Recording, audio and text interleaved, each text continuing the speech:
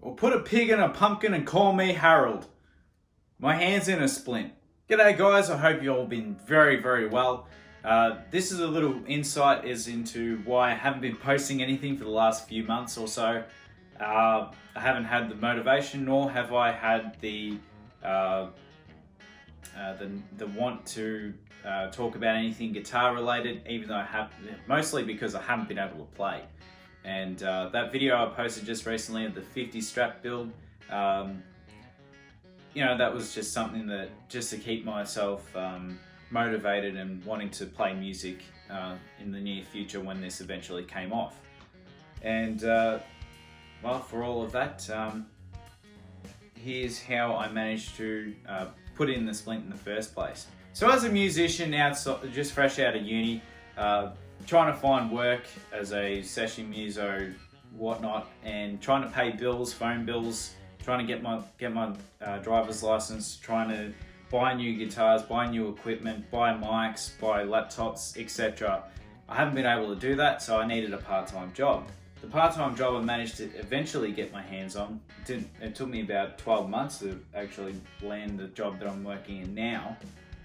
But before that I was working in sales. I was also couch surfing, and then eventually made my way back home to live with my parents again. Biggest thing was the gigs weren't pulling in a lot of money at the time. I was lucky on the odd occasion if I was getting $200 for a gig, and they were really good gigs, mind you, but very few and far between. And so in the meantime, I needed a job to pay the bills and, you know, also help me buy a car as well, which I now have, the Angry Bird, the FG. And yeah, the good old FG XR6. And so I've been working in land surveying, which is not to be mixed up with landscaping. It's completely different.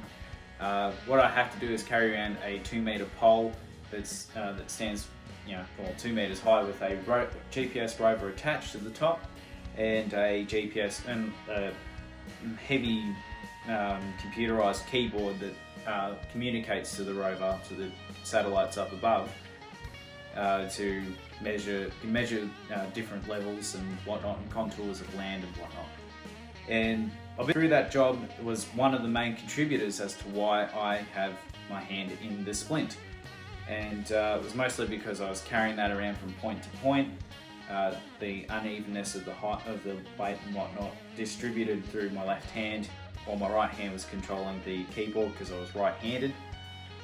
Didn't help. And then plus, stack on gigs, rehearsals, also the fact that I was really pushing myself, not just beyond my own capabilities, but really trying to push myself as fast as I could, and you know, trying to be, you know, Paul Gilbert overnight and whatever. Playing with other bands, playing a lot of guitar, trying to get as much practice as I can, and then eventually hurting my hand, eventually then leading to putting this thing on. So I hurt my hand probably 12 months ago, and has not really been a very fun experience.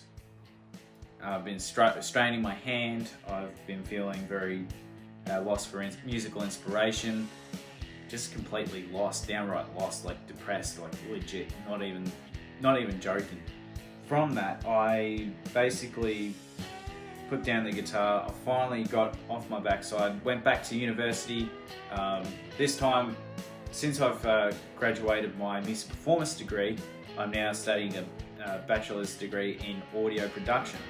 And that's also sort of half the reason why my videos been far and few between as well, because I'm very hard at studying there.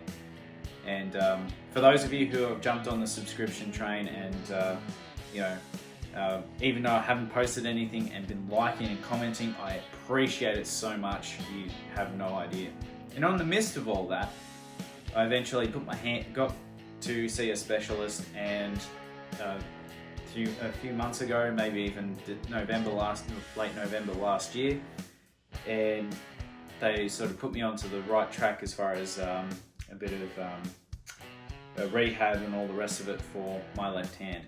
And so far it's been getting better, and now it's gotten to the point where I don't really need it anymore, and just wasn't happening. And unfortunately I strained my hands and things went up the crapper, basically. And you know what, unfortunately that'll happen.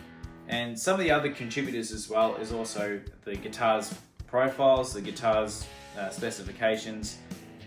Sometimes don't always work in your favor as far as, you know, your hand and the way it's genetically made up, and just the sheer physics between your hand and the guitar sometimes just doesn't want to work. That's fine, that's cool, that's cool, that's cool, bro.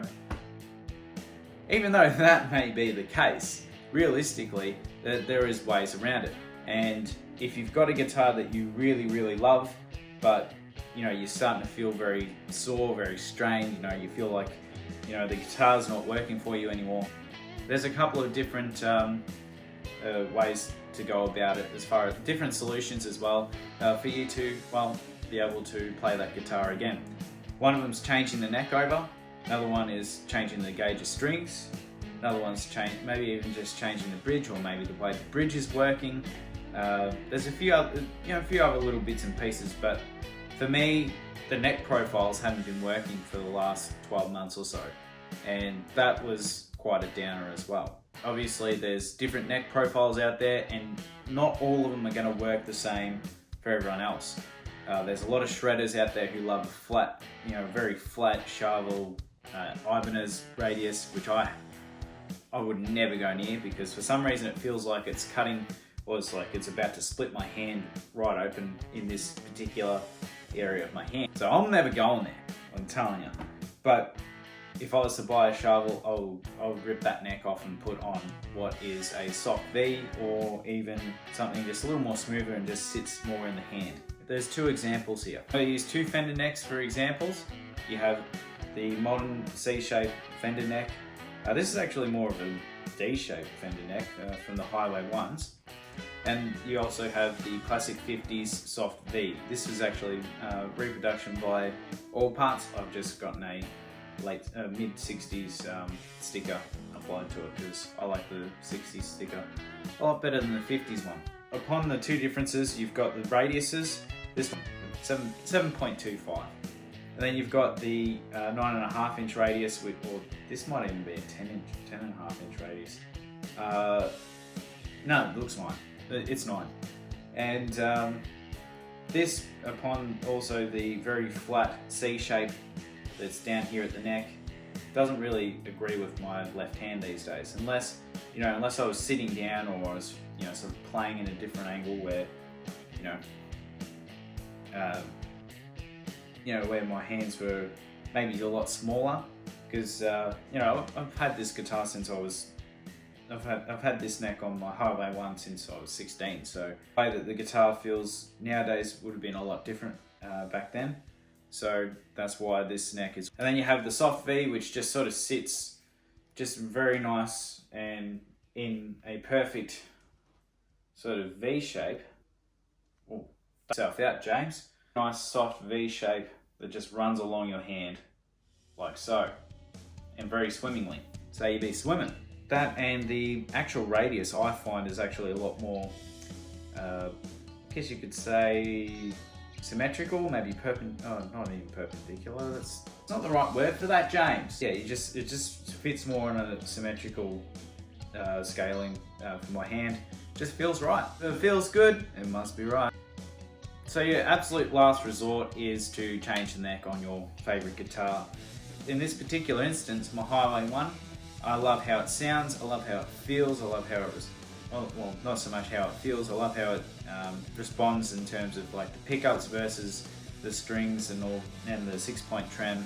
I love all of that, and also I did love the look of it, but unfortunately the profile was the only sad thing about it. I've been looking around for a little while about having a spare neck, so I could chuck on one of my Fenders if say the frets are gone. I mean, the frets are almost gone on that Highway 1 neck, but also I wanted to preserve the neck as well, so that I can keep trucking that guitar around and not worry about whether it's gonna get damaged in the next up and coming future.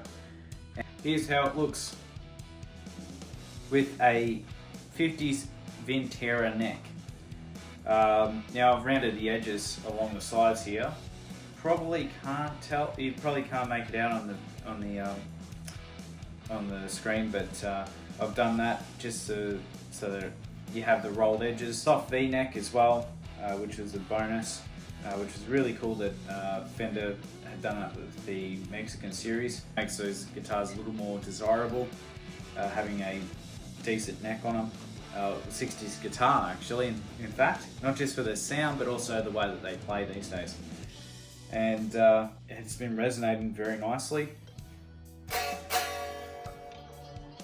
There's just been a different resonance about it, and I don't know, it just feels like a very interesting step for good old Hot Rod and I. So we'll see how this one goes. So that's just a few ideas on what you could do. Anyway, thanks again for watching this video. I really appreciate it so much. Yeah, feel free again, as I said, to look down, scroll down to the comments section, because I'm hoping that we all get to have a bit of a conversation about this, because this is a very hot topic for me. I'm looking for every solution on the planet to try and make my guitars feel 100% better, and also trying to avoid putting this bad boy back on, because who needs that? Thanks again for watching, and I'll see you guys around in the next video. You'll see a demo coming up very shortly of the Highway 1. Thanks again, guys.